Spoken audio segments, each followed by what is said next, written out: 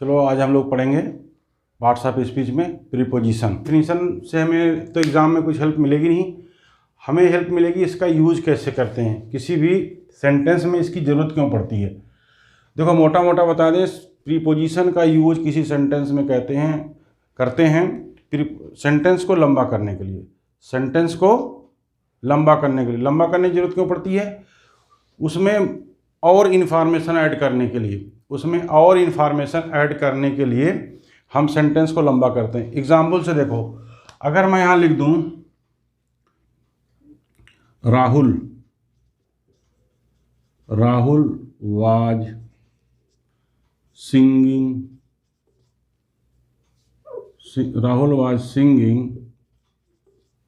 A song.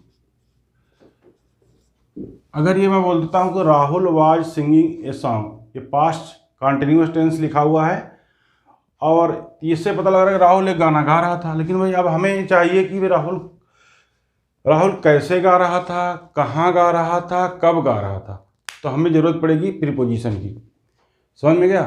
Preposition की ज़रूरत कब पड़ेगी? जब इसमें इस सेंटेंस में, ये एक सेंटेंस है, इसमें हमें और इन्फॉर्मेशन इसमें ऐड करनी पड़ेगी। जो हमारा सब्जेक्ट राहुल है, गाना तो गा रहा था, लेकिन कब, कैसे गा रहा था, कब गा रहा था, कहाँ गा रहा था, ये सब बिना प्रीपोजिशन के ये संभव नहीं है कि इसका इन्फॉर्मेशन दिया जाए। कैसे गा रहा था, कहाँ गा रहा था, कब गा रहा था। देखो इसी सेंटेंस को अगर हम इन्फॉर्मेशन ऐड करें प्रीपोजिशन की हेल्प से, कैसे होगा? अगर मैं लिखूँगा Rahul was singing a song, Rahul was singing song, same चीज मैंने कॉपी कर दिया यहाँ पर। अब लिख सकते हैं इन ए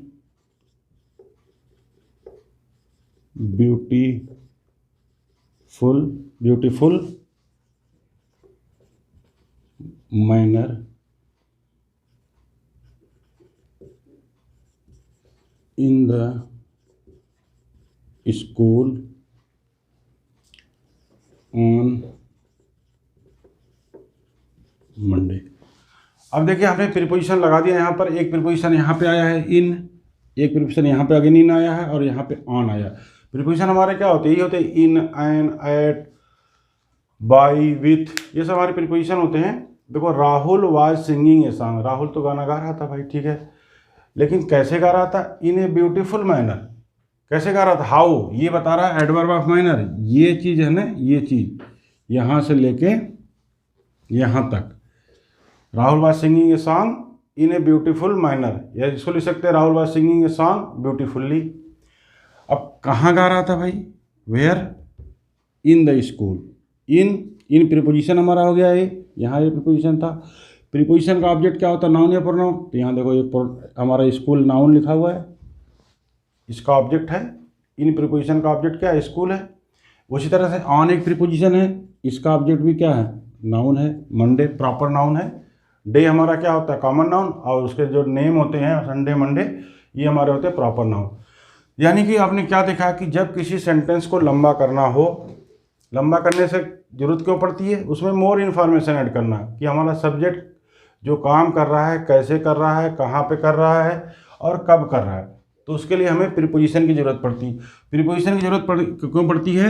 क्योंकि जब अगला जो नाउन लिखते हैं ना, देखो यहाँ मैनर क्या नाउन है, मैनर भी नाउन है और स्कूल भी नाउन है और मंडे भी। तो किसी भी सेंटेंस में सब्जेक्ट, वर्ब और ऑब्जेक्ट अगर दिया हो, तो सब्जेक्ट तो पता ही आपको नाउन होगा या प्रोनाउन होगा, वर्ब है, ऑब्जेक्ट भी क्या होगा? नाउन होगा या प्रोनाउन होगा। ये नाउन और प्रोनाउन हो गया। अगला नाउन कोई यहाँ लिख नहीं सकते आप, बिना प्रीपोजिशन के यहाँ पे नाउन नहीं लिखा जा सकता। उसके लिए प्रीपोजिशन लगाना पड़ेगा। जो प्रीपोजिशन यहाँ पर सूट करेगा वही लेगा। जैसे यहाँ पे हमने क्या लिखा? मैनर नाउन है, इसीलिए हमें यहाँ प्रीपोजिशन लगाना पड़ा।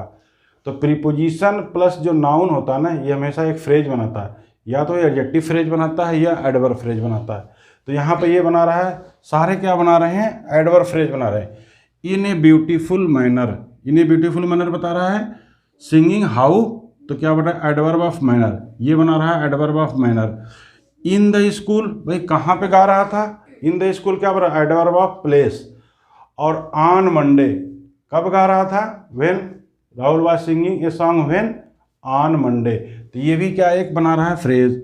ये फ्रेज हमारा जो बना रहा है adverb phrase of time, adverb phrase of time, ये बना रहा है जो एडवर्ब फ्रेज, ये भी बना रहा है एक फ्रेज, ये बना रहा है adverb phrase, adverb phrase, adverb phrase of, ये बता रहा है place, adverb phrase of place. और ये इन ए ब्यूटीफुल मैनर ये बना रहा है एडवर्ब फ्रेज, ये भी बना रहा है adverb phrase of manner, adverb phrase of manner.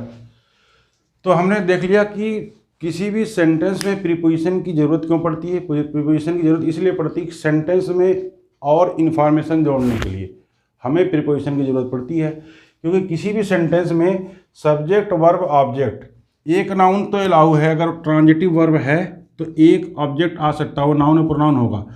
जैसे यहाँ पर है Rahul was singing a song, तो एक ऑब्जेक्ट सॉन्ग भी नाउन है, ये सिंगिंग वर्ब का object, singing what, singing what, तो ये हो गया नाउन ऑब्जेक्ट है, सिंगिंग वर्ब का ऑब्जेक्ट है, सिंगिंग वर्ब का ऑब्जेक्ट ये है, राहुल यहाँ सब्जेक्ट है। तो यहाँ पे एक नाउन तो आ सकता है वर्ब के बाद, लेकिन अगला नाउन आने के लिए, अगला नाउन आने के लिए 100% वी नीड प्रीपोजिशन। और प्रीपोजिशन क्या करता है, प्रीपोजिशन के बाद जो नाउन या प्रोनाउन आता है वो उसका ऑब्जेक्ट कहलाता है। जैसे इन का ऑब्जेक्ट क्या है, स्कूल है, ऑन का ऑब्जेक्ट क्या है, मंडे है, तो नाउन है, यहाँ भी नाउन है, प्रोनाउन भी हो सकता है या नाउन इक्विवेलेंट भी हो सकता है, जीरंड हो सकता है, नाउन फ्रेज हो सकता है, और ये नाउन क्लॉज हो सकता है। अब फिर रिलेशन क्या दिखाता है, देखो ना, जो प्रीपोजिशन है ना, प्रीपोजिशन का ऑब्जेक्ट होगा या तो नाउन या प्रोनाउन। प्रीपोजिशन का ऑब्जेक्ट हमेशा क्या होगा, ऑब्जेक्ट जो होगा प्रीपोजिशन का नाउन या प्रोनाउन होगा। एक तो फिक्स रहेगा, प्रीपोजिशन के बाद जो आएगा या तो नाउन या प्रोनाउन। वो किससे रिलेशन शो करता है, अदर वर्ड से, उसी सेंटेंस के अदर वर्ड से रिलेशन। एक नाउन का एक नाउन से रिलेशन हो सकता है, एक नाउन का एक प्रोनाउन से हो सकता है, एक नाउन का एक एडजेक्टिव से हो सकता है, एक नाउन का एक वर्ब से हो सकता है। उसी तरह उसका अगर ऑब्जेक्ट प्रोनाउन हुआ तो प्रोनाउन का नाउन से हो सकता है, प्रोनाउन का प्रोनाउन से हो सकता है, प्रोनाउन का एडजेक्टिव से हो सकता है, प्रोनाउन का वर्ब से हो सकता है। अब हम इसको देखेंगे एग्जाम्पल की हेल्प से। अब हम एग्जाम्पल को देखते हैं। यहाँ पर दिया हुआ है, रेनन मार्टिन का एग्जाम्पल है, दिया हुआ है there is a cow in the garden. तो यहाँ पर प्रीपोजिशन क्या हमारा, ये इन हमारा क्या है, यहाँ पर प्रीपोजिशन है, इन हमारा क्या है, यहाँ पर प्रीपोजिशन है। प्रीपोजिशन के बाद जो नाउन आता है ना उसको बोलते हैं प्रीपोजिशन का ऑब्जेक्ट। प्रीपोजिशन के बाद जो नाउन आता है उसको बोलते हैं प्रीपोजिशन का ऑब्जेक्ट। और इंग्लिश ग्रामर में किसी भी सेंटेंस में ऑब्जेक्ट दो जगह आता है, या तो प्रीपोजिशन का ऑब्जेक्ट आता है या ट्रांजिटिव वर्ब का ऑब्जेक्ट आता है। इंग्लिश ग्रामर में जो ऑब्जेक्ट होता है या तो प्रीपोजिशन का ऑब्जेक्ट होता है, और दूसरा कहाँ आ सकता है, वर्ब का ऑब्जेक्ट हो सकता है। तो यहाँ हम देख रहे हैं प्रीपोजिशन है, प्रीपोजिशन का ऑब्जेक्ट क्या है, यही ऑब्जेक्ट है हमारा, और ये नाउन है। गार्डन हमारा क्या है, नाउन है, गार्डन नाउन है, इसका ऑब्जेक्ट है, गार्डन नाउन है, और ये इसका क्या है, ऑब्जेक्ट है। अब प्रीपोजिशन क्या बता रहा, हमने बताया कि एक प्रीपोजिशन होता है, दो नाउन के बीच में भी क्या रिलेशन बता सकता है, एक नाउन एक एडजेक्टिव के बीच में बता सकता है, एक नाउन और एक वर्ब के बीच में बता सकता है। देखो ये रिलेशन बता रहा है, there is a cow in the garden. तो ये काउ है ना जो, ये भी एक नाउन है, और ये गार्डन भी एक नाउन है। तो जो प्रीपोजिशन इन है ना, ये बता रहा रिलेशन किसके, गार्डन और काउ के बीच में, ये दोनों के बीच में आपस में रिलेशन बता रहा है कि भाई there is a cow where, there is a cow where in the garden. In the garden एक फ्रेज बना रहा है, कौन सा फ्रेज है, एडवर्ब फ्रेज ऑफ प्लेस। तो ये इन प्रीपोजिशन का ऑब्जेक्ट गार्डन हो गया। गार्डन एक नाउन है, इस नाउन का रिलेशन किससे दिखा रहा है, इन प्रीपोजिशन काउ से। दूसरे एग्जाम्पल में देखें, द गर्ल, यहाँ देखो गर्ल तो आपको सब्जेक्ट ही है, ये जी यहाँ क्या हो गया, मेन वर्ब है, और फॉन्ट क्या है, फॉन्ट एडजेक्टिव है, फॉन्ट क्या है, एडजेक्टिव है। ये हमेशा क्या होता है, प्रेडिकेटिव यूज होता है, मतलब प्रेडिकेटिव यूज होता है, मतलब प्रेडिकेटिव पार्ट में आएगा। और यहाँ देखो म्यूजिक क्या है, नाउन है, म्यूजिक क्या नाउन है। ये प्रीपोजिशन ऑफ का क्या है, ऑब्जेक्ट है। प्रीपोजिशन ऑफ का ऑब्जेक्ट क्या है, नाउन हो सकता है या प्रोनाउन हो सकता है या नाउन इक्विवेलेंट हो सकता है। यहाँ नाउन है, म्यूजिक एक नाउन है, ये प्रीपोजिशन ऑफ का क्या है, ऑब्जेक्ट है। और इसका रिलेशन हमेशा, इसका रिलेशन शुरू होगा पीछे आएगा, किससे आएगा, देखो यहाँ पे किससे रिलेशन हो रहा है, फॉन्ट से, एडजेक्टिव का। हमने देखा पहले एग्जाम्पल में नाउन का रिलेशन नाउन से, यहाँ नाउन का रिलेशन किससे हो रहा है, एडजेक्टिव से हो रहा है, फॉन्ट से। तो girl is fond of music, fond of music. अगर इसको देखा जाए फ्रेज कौन सा बना रहा है, तो ये भी एक बना रहा है एडवर्ब फ्रेज, क्योंकि एडजेक्टिव को जो मॉडिफाई करता है वो क्या हो सकता है, एडवर्ब भी हो सकता है। क्या हो सकता है, एडवर्ब हो सकता है। नेक्स्ट एग्जाम्पल देखते हैं, ए फेयर लिटिल गर्ल। देखो यहाँ पर गर्ल हमारा क्या है, सब्जेक्ट है, और लिटिल क्या है हमारा यहाँ पर क्या है, एडजेक्टिव है, और फेयर भी क्या है हमारा यहाँ पर एडजेक्टिव है। ये तो हमारा पता है इंडेफिनिट आर्टिकल है। ए फेयर लिटिल गर्ल, ठीक है, क्या हुआ भाई, सैट, सैट है वर्ब का सेकंड फॉर्म, पास्ट इंडेफिनिट लिखा हुआ है, मेन वर्ब का सेकंड फॉर्म है sat where under a tree, sat where under a tree. Under हमारा प्रीपोजिशन है, यहाँ पर अंडर हमारा क्या है, प्रीपोजिशन है। प्रीपोजिशन का ऑब्जेक्ट बार बार बताया जा रहा है, प्रीपोजिशन का ऑब्जेक्ट हमेशा या तो नाउन होगा या प्रोनाउन होगा। यहाँ पर ट्री क्या है, एक नाउन है, कॉमन नाउन है, सिंगुलर में लिखा हुआ है, इसका प्लूरल क्या होगा, ट्री हो जाएगा। तो यहाँ पर ये हमारा प्रीपोजिशन का ऑब्जेक्ट है, इसको लिख दो पीओ, पीओ मीन्स प्रीपोजिशन का ऑब्जेक्ट, और ये नाउन है। तो एक तो नाउन हो गया, इसका रिलेशन किससे बता रहा है, ये वर्ब से, ये किससे रिलेशन बता रहा है, वर्ब से। तो a fair little girl sat where under a tree, ये प्रीपोजिशन का ऑब्जेक्ट नाउन है।